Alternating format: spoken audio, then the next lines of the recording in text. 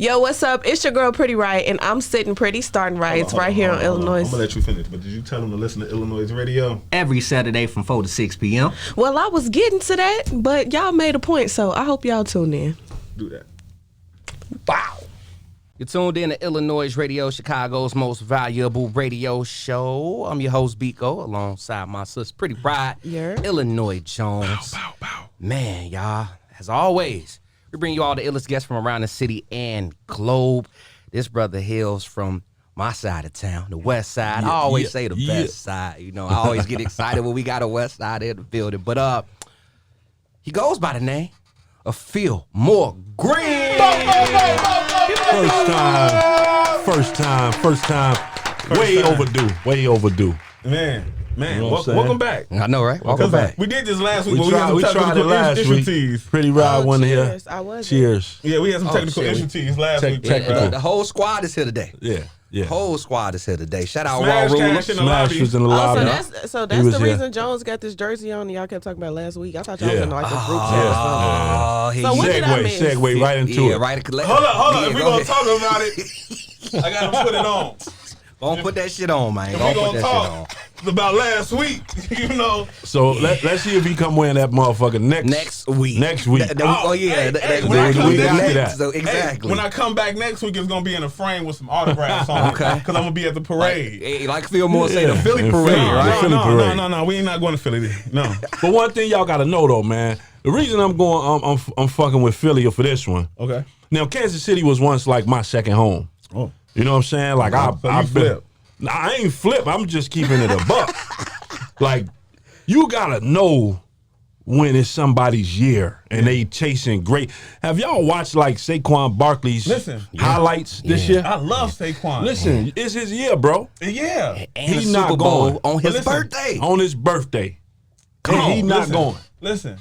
Come on. Even much more the perfect reason for him to go home early. Nah. So he bro. can celebrate his birthday. That is nah. some hating shit right Listen, there. He listen, could have respectfully listen, hated. man. Time out. listen. Time out. My name Listen. Bennett and I ain't in Listen. this. Time out.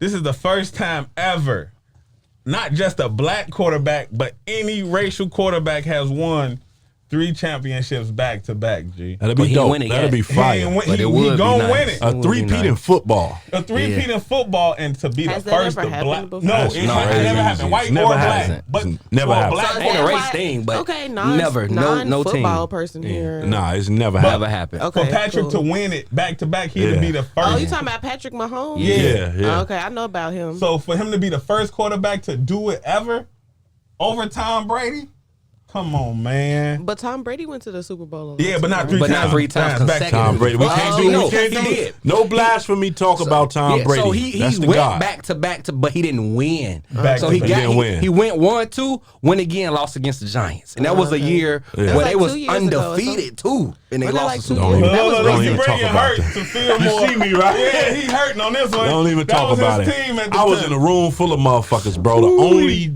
Patriots Tom Brady guy in the motherfucking room, bro. That was crazy. But But no, listen, That's it's the gonna be God. a great game. But this thing gonna Chief have some Nation. autographs on it when I That's come cool. back. I feel like We I'm gonna in a see. fantasy football meeting. We had to get this off our chest, y'all. Sorry, We it's had about to. Philmore, but we had to get this off you our talking chest. 'cause sports? That's me. Shit, last it don't week- even matter. Me and Philmore was on the same page with. Oh, yeah, they had the we Bills. said Said the the Bills Bills. over Chiefs, and I said Commanders, So the Bi- possibly over Eagles. Yeah, And he was bugging. I was. Yeah, he was I tripping. was. I didn't care who won. I actually would have preferred Eagles, but I was like, hey, it's whoever, because my team not in there regardless. Definitely not. But definitely wanted the Bills over Chiefs. I was Bills. rooting for Josh Allen, but it ain't go down that way. They kept And running that motherfucking Look, quarterback look. sneak. Look, on look. 3rd and 1. And, This you know guy, what I'm saying? The same. I called this you guy. good. Here you go. I called this guy. It's right here. I called this guy. You called me when they won. I called Biko. Biko did not answer the phone for me. It's rare Biko never answers. He always answers my phone call. But this I had time to he let didn't. that He didn't ring. call me until Tuesday. And was like, yeah, bro, I Damn. ain't want to hear that shit. Damn, you ain't talked to him till Tuesday? Hell Tuesday. Yeah. It probably was Wednesday. It was some days. I had to let shit marinate. And 'Cause then he was like, I ain't broke wanna hear back. that shit. Yeah, I He knew was- bro was calling that me was for. bullshit. So whoever rooting for the losing team next week, is y'all gonna be at the show? Shit. I don't know, Biko. Is you? I'm gonna be here. I mean, regardless, I'm gonna be You here. can't acknowledge it, bro. What you mean? Wait. I'm just saying, I don't know who gonna win, so I'm saying I'll whoever be here. lose, are you gonna like soak? Like if y'all could go days without talking to each other, I'm Are you still gonna come? talk to bro. Like I said, my team not in there. The Bro, team okay. I want not in there. I don't give a fuck who Go win. Bears. I don't care who, I'ma but make sure I would I like call to up. see Saquon. I would like to see Saquon do his thing. I would like to see Hurt get a ring. I would like to see them ball out. Saquon? Yeah, Saquon That Barkley. lets you know we getting older. Leading rusher in the world named Saquon. Yeah. He's Russian? Motherfucker. No, Huh? he's not. No, Oh. Russia. Hey, running back, like running he's back. Russian and his name is Saquon. They're pretty She sure this gonna how say- most women are. She was with- gonna be like, I gotta see this. This cracking Russian. This cracking Russian. Nigga named Saquon. Oh shit! Philmore Greene is in the building, everybody. And the first joint we played was Something Out of Nothing. I took us Yeah. back to your first project, Chicago, a third world. Yeah. Man, no, a third world city. Yeah. Debut album at that. And when I was on that film at another station, that was the first single that I broke. Thank you, bro. I remember you telling me that too. And it was That a was an honor. reason for that. Number one, that debut project, super solid, Thank you. so Chicago. Thank you. And when I broke the mic, when I first broke the mic, bro, going live, I literally was like, yo, I made it from something out of It nothing. spoke to Literally you. It spoke to something you. out of nothing. Yeah. So I had to play. I had to, man. It was only right. We both from the West. I didn't even know you were from the West Side. Yeah. I just rocked with the joint. And yeah, man, props on that because at Thank the end of the day, that album did so much for you. Thank you, bro. Like that album was it was groundbreaking to me, bro. My big brother Rashid Hadi, you know, he took me under his wing. You know, we developed a relationship. That's the power of networking too. People will look at us right now and they think we come from the sandbox. Rashid is older than me. That's my big brother though. You know what I'm saying? Like I come from 3 umbrellas. Okay. You know, I'm under 3 umbrellas in music, and Rashid Hadi is one of them. Sky Zoo is the second, and Apollo Brown is the third. They all play a huge part in my career and where I am today. First and foremost, because they're my brothers and they're stand-up guys. You know what I'm saying? They're real guys. But Chicago, a third world city, man. That album, it's a story. Once you listen to it from the front to the back, top to bottom, however the fuck you want to put it together, Chicago, a third world city, is a story about a young man and a young woman in Chicago. They get together. She's trying to, the cover art tells you the story. Yeah. Right. And the last song on the album really wraps up the album and the story of the album, Story Agreed. Y'all got to listen to it, man. listened like, to it. That's I just wanted to do something different, bro. You just heard me in my freestyle, you know, Oh, drop man. third Yeah. world. Oh, my Now every God. rapper in the country, you know what I'm saying? Like it was, that's I take my albums and I treat them like my kids. That's the oldest of my 5. Right. You know what I'm saying? There's one before that, but we That's don't count that That's your shit. baby. Yeah. That's the oldest of my 5. And that's the one that's the big brother of all 5 of my children. You know how you what I'm saying? speak on kids. Personalities be different amongst kids. So what Exactly. personality would you give your oldest? Demanding. You gonna listen to this motherfucker. You gonna hit Zeph Farnby. Shout out to my brother Zeph Farnby. Zeph Farnby did the cover art. We took like 6 months to make that motherfucker. You know what I'm saying? And I told him I want the cover art to be like an event. I want it to be an event within itself, and I wanted to tell a story of what I was saying. If you look at that album cover, everything is being told within that album cover, and it's literally a story. I brought my cousin Easy, the Misfit. She's from here. I put them in a studio. They didn't know each other from a can of paint, and they did the skits, and they sequenced. They brung everything together, and they knocked it out the box. The features, Rashid on every beat. My brother Chuck sequenced that motherfucker, bro.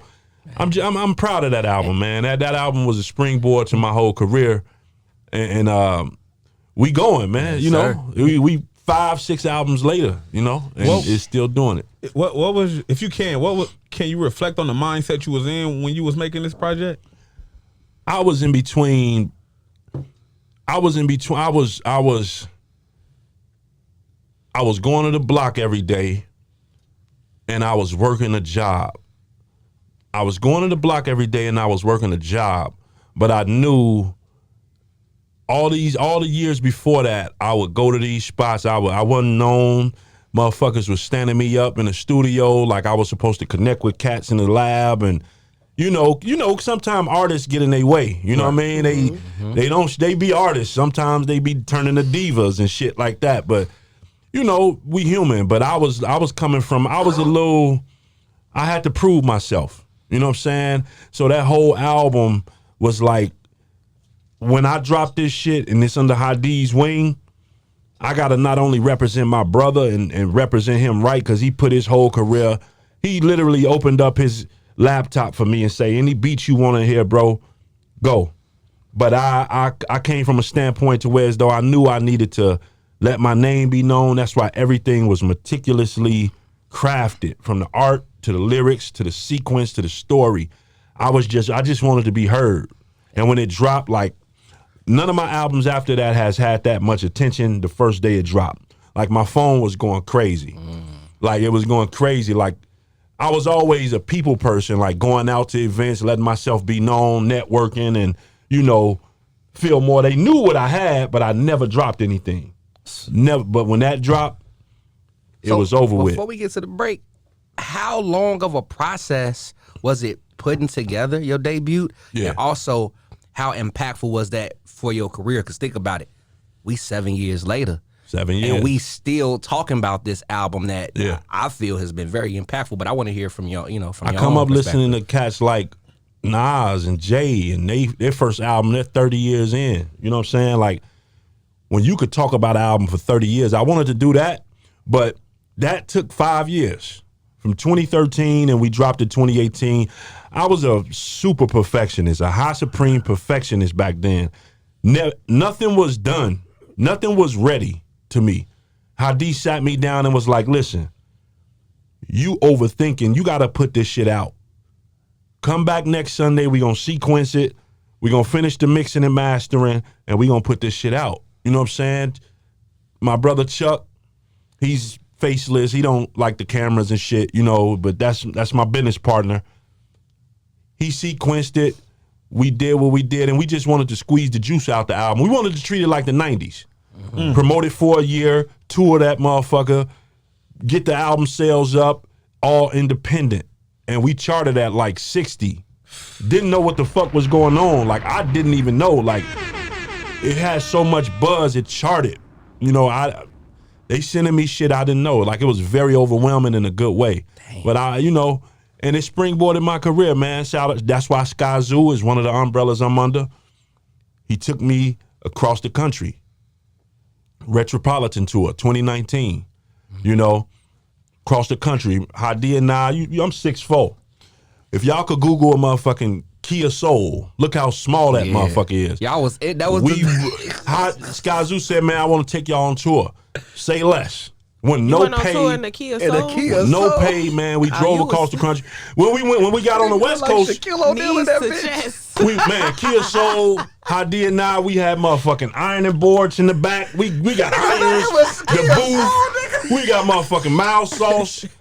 We didn't use none of that shit. How the fuck y'all squeeze all that in? We had a Kia Soul. We drove to Boston and made our way back down to New Orleans. Wow. Then we flew over. We routed the tour the night before we were supposed to leave. Damn. So then we went over to LA and got in a big ass hearse, the big Kia Flex.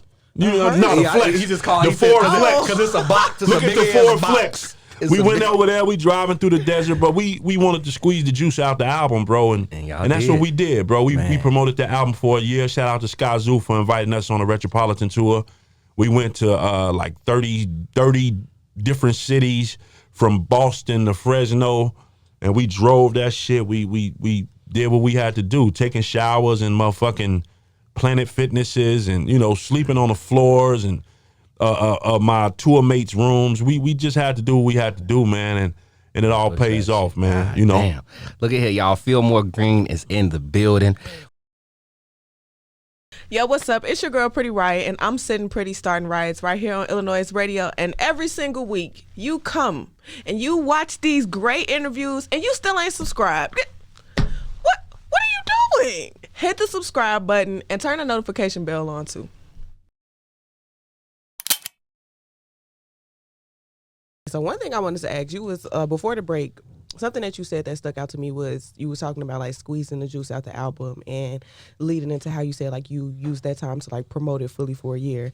How important was that for you for future like projects and rollouts? Because I don't think that a lot of artists take the time to really promote an album for a year, especially in this day and age when there's a lot of pressure to just keep dropping because you want to stay relevant. So how important was it for you to actually take the, I guess, a more traditional route and milk your project? That's what it was, the traditional route. I wanted to take it back to the way I saw music growing up, when shit used to drop on Tuesdays and we were excited for it. When music was exciting. Not saying it's not exciting now, but give them something to look forward to. Make the music an event and not just something you listen to and then go to the next motherfucker. I wanted to make it that's why we had the release party. And we treated it like we wanted it to be treated, and it was a great turnout. You know what I'm saying? Like, we sat down and we really thought that shit out. It was like, and what was the second part of the question? You said the traditional way. I was asking, like the traditional way, and just like how did that help you like for future projects? Because like we know marketing now, like it's so much different than what it used to be. Marketing is the fun part. But I think by doing that the first time around, it gave me they knew that was what I would do. Do you feel like that helped you create your own formula? Yeah. However, I want to start ramping it up. And putting out more music. I don't know if I'm gonna do it, but I think now with the steam I'm getting now and everything, you want to flood the market. I want to flood the market. Why is that though? I was going to ask the same thing. Why now? Why now you want to change? I've done it once a year for 5 years, bro. I've dropped once a year for 5 years and been able to stay relevant all that time. It's something that I'm doing that's been right since But imagine what if you could just fuck them up. It probably be a detriment to me. Who knows? But I want to find out. Like, if I could drop once a year, and when I drop, it's like, boom, here he is, and motherfuckers still respect me, and I ain't getting forgot about. Man, like, imagine if I do 3 a year, and then I'm looking at the numbers too. Do you feel know like what I'm saying? Like, the numbers play a part. Like, you have to manipulate the numbers and drop so this shit could. I saw what I did this year with just one album. And it was dope. So I'm thinking to myself, I hit Chuck, and I'm like, man, bro, we need to ramp this shit up. Imagine if we do this 3 times. Do you feel like social media and like how frequently people dropped is like, I don't know, like maybe like an underlying influence of why you feel like you should drop more? Or like why you kind of want to switch your formula up now? See, I talk a lot with a friend of the station, Vic Spencer. Shout out Vic. That's like a brother to me. And bro's a machine. Robot. He's a machine. He has a formula, and he's been doing this. I saw P up here. I saw the interview with him. And it's true. Like, he has this formula, and he's been following this formula. We connected the first time in 2017, and he was telling me about shit he was going to drop in 2020. So he has this formula, and it's working for him. It's working. So I figured, man, like, social media does play a part, but I never followed other people. I never followed the beat of nobody else's drum. Like, I move at my pace and God's pace. I move at God's speed. I never saw what other people were doing and said, man, let me do this. I just never was that type of motherfucker, but social media does play a part. I'm just looking at the climate of the industry now. Yeah, statistically, you know what I'm saying? It makes sense. Yes, it makes sense. Like, and what I could do with dropping once a year. So now I'm just being real with myself. Like, man, I got 1 million up here. You know what I'm saying? This shit is endless with when I write. Imagine if I do this shit 3-4 times a year. Let me drop once a month. So when you say drop, Let's see. are we talking singles or albums? Albums, okay. Albums. I got a formula, bro, and I'm gonna drop it to them. I tell my homies that's trying to get back in the rhythm. How many days out of the week is it? 7. It's been that way all our lives. You do one verse a day. One verse a day. The average song right now, They got a minute and 30 you seconds. got a motherfucker. Niggas like Chris Crack giving you a song that's 16 bars. The song is 1 minute. 1 minute, maybe 40 seconds. You write a verse a day each day of the week. The brain is a muscle. You got to exercise that motherfucker. You write a verse a day each day of the week. That's 3 songs a week. 3 to 4 songs a week. You get what I'm saying? And you write the hooks. You come up with the hooks on the fly. Easiest part.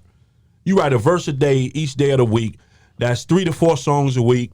How many weeks in a month? 3 or 4. 34, yeah. No, Definitely 4 weeks in a month. Don't get this nigga. Sometimes. I'm going to drink the rest of this. He said 3 weeks in a month. 3 weeks in a month. He think about the leap because sometimes February Sometimes. That's once every now and then. Yeah. But it's 4 weeks in a A month. leap year adds an extra day, so it He would said, don't be give a me no long. It more would of that. I still was be just gonna 4 ask weeks. for Yeah, I was gonna ask for the Don't Look, give me the rest. Hey, they need to sponsor us, goddammit. He said it's 3 weeks in a month. Listen, so you write a verse a day, 16 bars, bro. A verse a day, that's 3 to 4 songs a week. You do the math and figure out what you're going to come out with in a year. You got to play smart with this shit. You know what I'm saying? Nobody goes in the gym and just lift all the weights. Yeah. You got to work up to it. But think about what I feel like traditional music is going to be out the door Yeah. as far as how things was originally structured. Yeah. Think about it. The 1 minute songs is popular now. I remember when Cowboy released Envy Me. I feel like that Yeah. was a start Yeah. of things. So I feel like we're going to lose a tradition of hearing 3 to 4 minute songs because of, I don't want to say social media, Yeah. but because of the stats and the logistics behind, just being more consistent. But I don't want to Go cut ahead, you go out ahead. because this No, your go ahead. interview, but I kind of disagree because I feel like we watching history repeat itself. You know what I'm saying? Yeah. So like, I feel like it'll be a cycle where the 1 to 2 minute songs are popping, but I think we have artists like now That can hold people that attention. literally can hold people attention, Yeah, and they're yeah. making it a point to have longer songs because they realize that we miss that shit. It's not. I don't think everybody cares about the replay value. You know, care about the for the actual- sake of feel numbers, that. they care about Yeah. the song. I feel that. Nah, I don't chase the numbers. I want motherfuckers to love my records. I want motherfuckers to Oh, I know what I was really about to love my ask. records. But I just think, man, we got the control of it. Like we're controlling everything. This shit coming back around to the real. And the artists, we control what we do. We control how long we want the songs. We can put out a song that's only 1 verse and it be cool. It's art. It's art. Nobody bothered Basquiat. Nobody bothered Jackson Pollock. Nobody bothered Andy Warhol. You know what I mean? Like, it's art, bro. Like, they don't tell them when the painting is done. So we can do what we want to do. So I believe in that. So I'm cool with the 16 bars. Whatever you feeling, it's an expression of how you feel. I feel. For I me, got- I can't speak for other niggas. I got- Yeah, before we go to break, I got one more quick question. So, with you talking about doing something like an exercise of writing a verse a day, 7 verses a week, do you feel like you run out of things to talk about or things to write about? Or, like, how do you combat running out of stuff to talk about? When you really break it down, you like Jay-Z? Yeah. For 30 years, what he been talking about? Shit, life. Life. Hustle. Jeezy.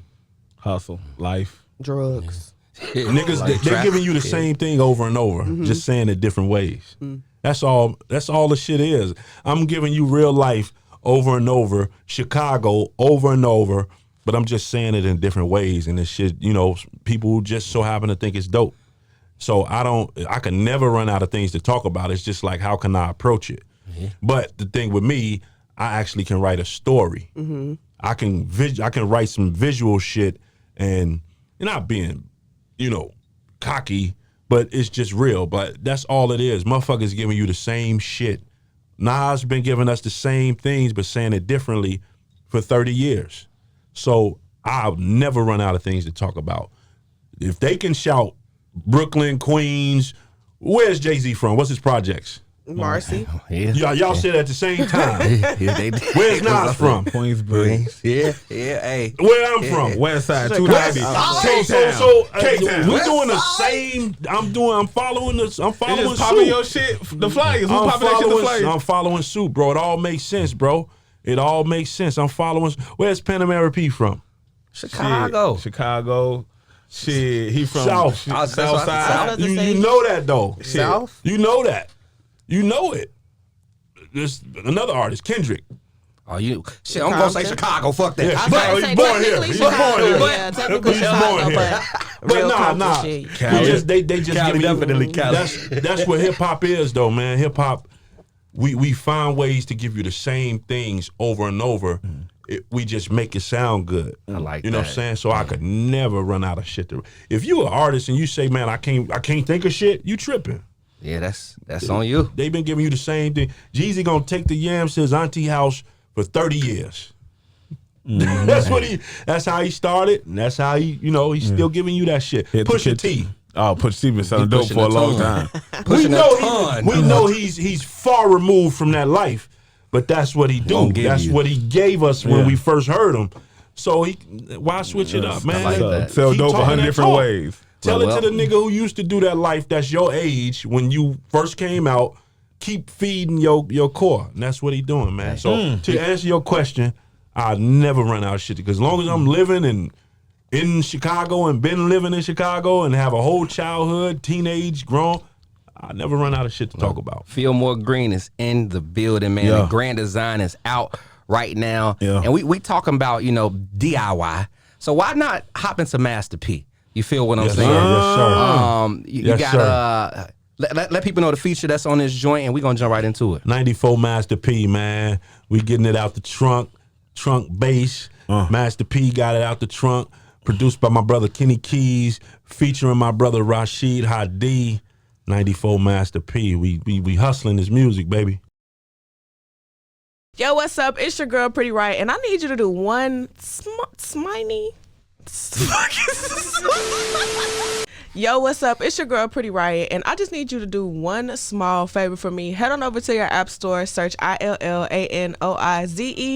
Hit the first thing that pops up because we the one and only, and download the iLLANOiZE app. I've been listening to the music, Okay. and I gotta compare it to like watching a season of The Wire, but Chicago version. That's heavy. And I was have to say probably season 1 and season 2, because it's like you bring so much within like politics into the street life, and it's like a balance of both. I wanted to know from your perspective, how much do you feel like with your art, politics, and the streets play into your music? It plays. It's a heavy influence on my music, because I grew up, the block I grew up on, bro. Like I seen everything. Well, I speak for everybody on that block and in that neighborhood. We've seen everything early. You know what I'm saying? From 4 or 5 years old, you name it, we saw it.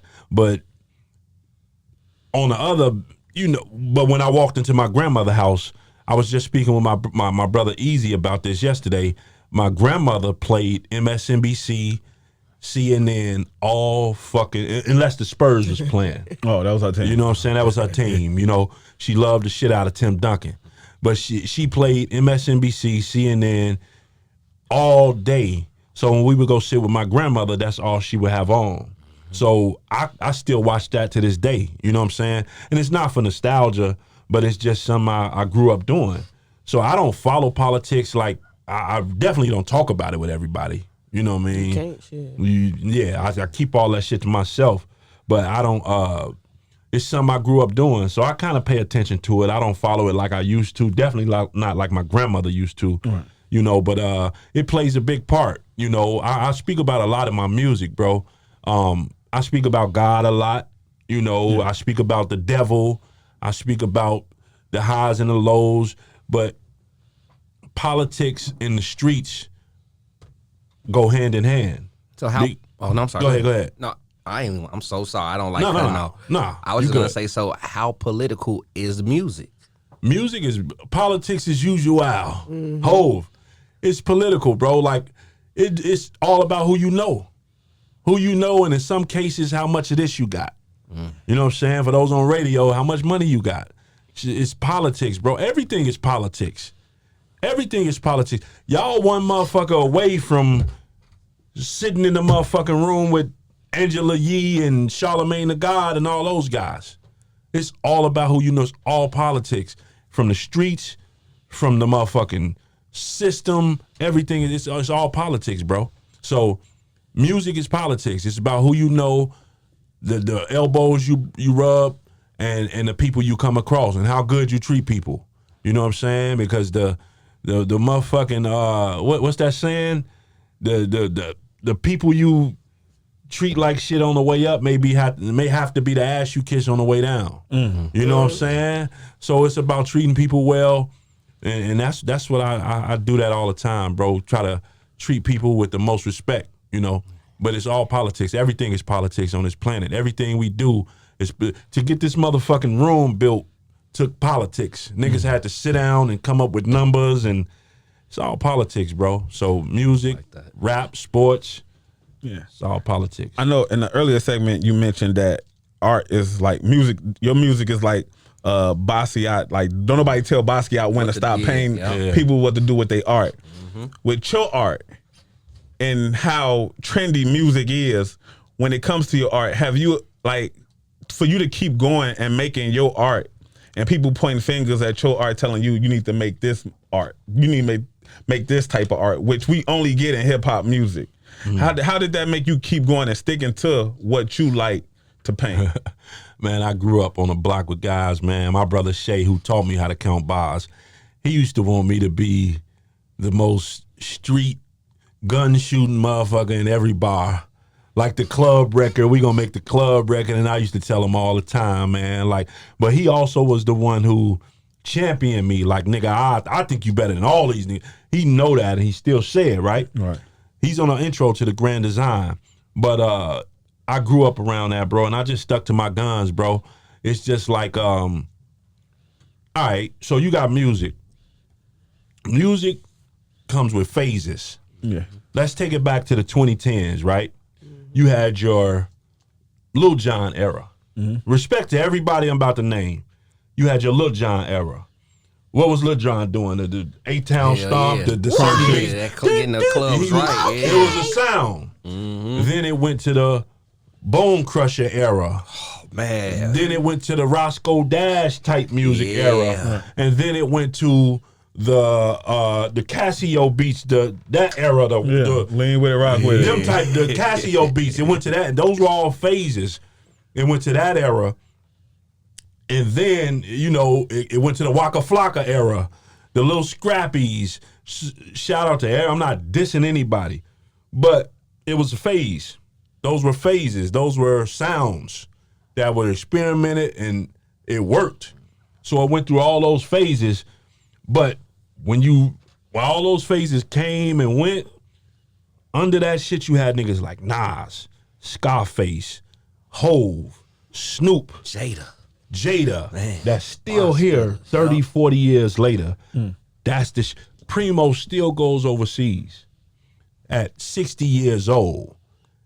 How can I neglect this sound that I fell in love with? Truthfully, honestly, I think a lot of those cats that were chasing that sound back then wasted a lot of money on music if you were paying for it to go in there. Because if it don't hit while a sound is in, you can't put this shit out. Right. Yeah, it's a wrap. You get what I'm saying? It's not timeless. It's not timeless. So I think the music that it's no think, because it's evident you got cats like Snoop, Dre, Nas, Ho, they could still rap, and the sound is still here today. That's the sound I fell in love with, and that's the sound I stuck with, and I wasn't changing it for nothing. And here we are. Oh, go ahead, bro. You also mentioned rapping to people like we was talking about Pusha T. He raps to people in that age group, the people that he first started rapping with. How important is that for you? Because you rap to people that grew up in your era, but younger people still gravitate to it. That's just a blessing. Everybody don't get that gift to draw the younger crowd in. And I just think, man, when you be real with yourself and you be real with what you write, and you come up with real shit, man, it's gonna stick, bro. It's gonna stick. Like real shit, you write about real shit, real life shit, it's gonna stick. I was just telling Pretty Right, like, don't overthink it. Write about a guy. I don't know. I don't know if you got your guy listening, but write about a guy you saw in the mall or downtown or something. describe it and get very detailed. That's going, when I can't think of a bar, I think of something very detailed that I could write about and put it in there. But it's just like, you just be real, bro, and real shit gon' relate to people who want to hear it. You could write about eating a motherfucking orange. Facts. And it's up to you to get it to the people who want to hear about this shit. Scoopity poop. Scoopity poop. That's what it made me think about. Scoopity Yeah, scoop. you could write about whatever, bro. It's up to you to get it to that audience. You know what I mean? Like that's how I look at it. I don't overthink this shit. I just do what I like, and it just so happened that people like it too. And I don't overthink it, bro. And I wanted to speak on like overseas. You've toured overseas because of your music. Yeah. You were what? God. What? Break down some of the places you've landed in due to the music you make and the people that's out there that love it. I think Germany, Amsterdam. We did Germany. I've never been to Amsterdam. We did Germany. We did. I don't want to sound dumb as a motherfucking say. You know what I'm saying? But we've been to Europe. That's the best way to put it. Shout out to my brother Apollo Brown. We toured Europe twice, but Germany, France, Berlin, Hamburg, Dresden, did Paris. That was one of my bucket lists. We did Italy like 4 times. This is a bucket list thing for me too. I'm a food guy too, so I got over there. I got a chance to taste the food and experience the culture. Dresden, Germany, it's just a beautiful world, man. And for me to go overseas and really, give my gift to people who I've never seen and places I've never been, bro. Like I'm in a hotel in Dresden, Germany. When you walk outside, everything is cobblestone. The streets are, and when you think about it and they tell you about the war zone, the war that happened years ago, and you look up in the mountains and there was a castle that they turned into a fucking hotel. You get what I'm saying? Like, it's a beautiful world, man, and I'm just blessed, bro. Like I thank my brother Apollo Brown, Tim from Mind Feeders, and Dan from Mind Feeders, and man, it's just a blessing, bro. But overseas is a beauty. I could talk about overseas for the rest of the interview. I mean, you know when you're meeting that type of audience, your listeners over there, what type of perspective do you see? What do they Go ahead. What language do they be speaking? Like, I think it's like that's all I was thinking about as we were sitting here talking. Like, hearing you say you travel to all these European countries where they speak different languages. Yeah. So, like, do they be rapping your lyrics back in English or like do They be do. translating? They know that shit. That's so raw to me. And when you really think about it, it's not really it's not that big of a language barrier. A lot of people over there know English and can speak that shit very well. Okay, well, that's and then good. you got a bunch of cats over there that's in the service, that's stationed over there, but just love hip hop, and they gonna buy all your shit because they got this disposable. You know what I'm saying?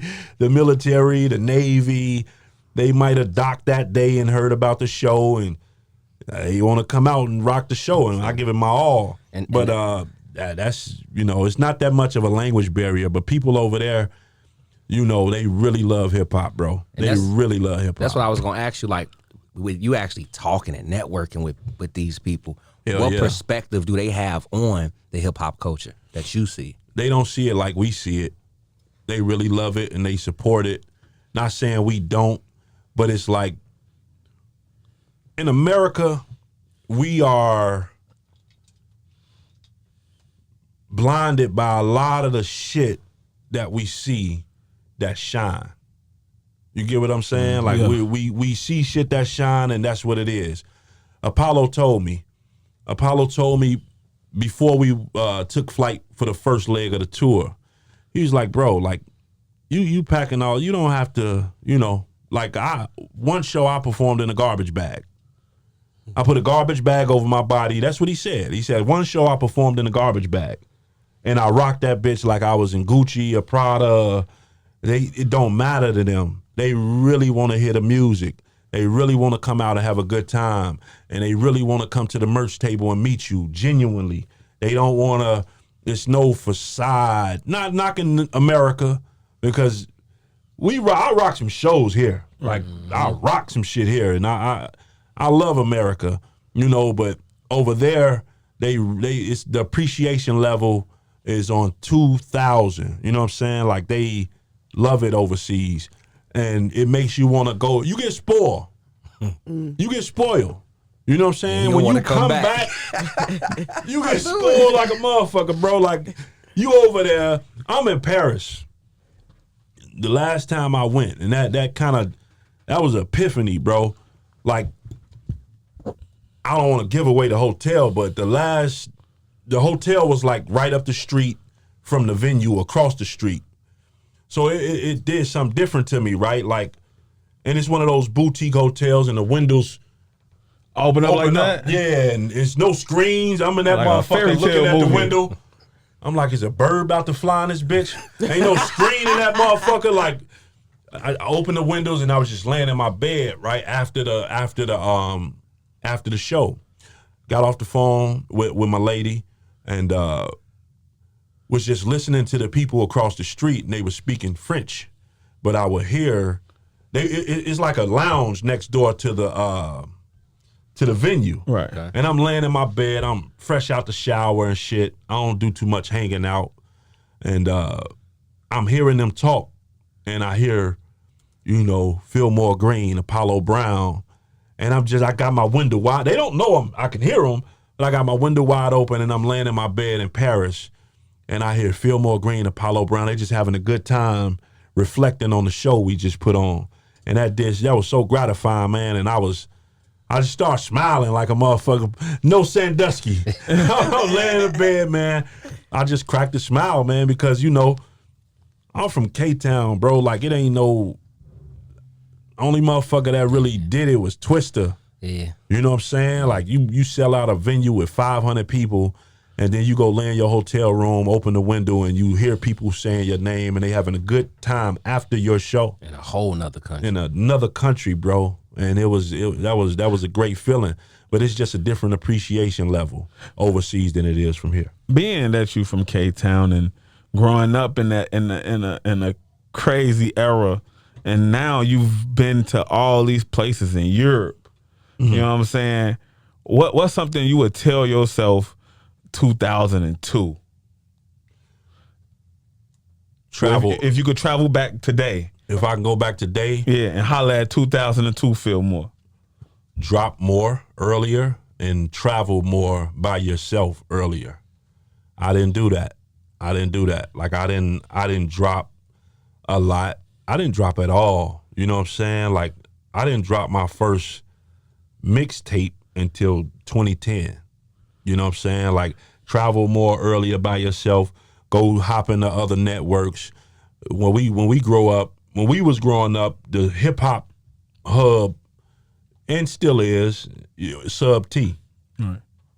Go find a Sub T in New York. Go find a Sub T in LA. Go find a Sub T in motherfucking Kansas City. Go find a GQ to teacher in New York. Go find a GQ to teacher in DC. Go find a GQ to teacher in New Orleans. Travel more and do and express yourself with different people earlier on. I felt like I got a late start with this shit. You know what I'm saying? Because I didn't do a lot. You got cats that was out back then and they've been doing this shit for a long time. Some of them are not, I'm sure, where they want to be, but I just wish I would have started. I got a song about that. Time traveling. Okay. If I can go back and talk to my older self, featuring rapper Big Pooh. Yeah. Rapper Big. You pull it up. Time traveling. Go back and rhyme. And we were talking about my brother Philly last time. Yeah. Drop an album from him. I would know in 2002 that he got another year left of his life. Drop an album from Philly. Give us an album that we always wanted to hear, and travel with that shit. I didn't do enough traveling back then with that shit. I think if I would have did that back then and honed my skills more, I'll be much more advanced where I am than where I am now. And I'm comfortable where I am now. No complaining about it, but travel and see more people as a younger Philmore. That's right. Man. I mean, wrap things. I got things pulled up too. As we wrap things up, the Grand Design. The Grand Design is out. It's out. It's 18 tracks. It ain't 18. You got the exclusive version. Oh shit! Duh. Some of that shit can't be played. Yeah, listen. I don't know if y'all was listening last week. But I was playing stuff and he was like, "Nah, you can't play that." I was turning songs off in the middle of it playing live. It's not 18. It's not 18. But yeah, the Grand Design is out right now, all streaming platforms. 16. 16. Shout out to Mellow Music Group. Shout out to all the producers on here, man. Everybody who was a part of it, the features. We about to drop that video for Smoke That. It might be out by the time. I don't know when it's dropping, but it might be out. I'll show y'all the video too. And yeah. Let me low smoke that up too. Shit. Smoke That featuring my brother UFO Feeve. He part of that Terror Squad camp. You know, the High Enterprise. Salute to my brother. We shot the video out in Spanish Harlem. Smoke That, but we shot the whole video. How is it getting love in other cities and not just the crib? That's the plan. Like, you gotta do that. Chicago is we here. Because I hear a lot of people don't think Chicago got real spitters. Who said that? It's just I hear it. I just say it's just hop in the studio with Jew Jilla. Oh, I know. Hop in the motherfucking studio with Vic Spencer. Hop in the studio with I Am God. Yeah. Hop in the studio with Rashid Hadi. Hop in the studio with Since 9-6. Y'all ain't had him up here. I could play some. Hop in this. It's some motherfucking killers here. I know that. You know that. I know that. But it seems like a lot of people from out of town don't know that. Don't do it, man. So to go to these other places and they hear you, like, how often do you be like, where you from? You from New York? Or you from here? Yeah. Or do they be like, oh, no, you from Chicago? And they be shocked. I hear people think I'm not from, a lot of people think I'm not from here. But I've been moving around shit. Like, I am who I am, man. I don't look into that shit. Do you like the music or not? Shit Nigga, fire. this shit, man. This shit crack. We put out all into this, but Chicago got spitters though. Yeah, nobody out of town should think that. But it feel good to go. We was in Spanish. I'm in Harlem. I'm right across the street from. I'm on Black Rob Block. That's where Feeve is from. We shot the video on Black Rob Block in Jefferson Projects, bro. Like, come on, like it's love, bro. They show love, man. They love us. People around this country love us. Chicago is under a microscope right now. All the MCs, everybody from here that rhyme, y'all gotta know, bro, like we special. We special. And we are genuine people. We players, bro.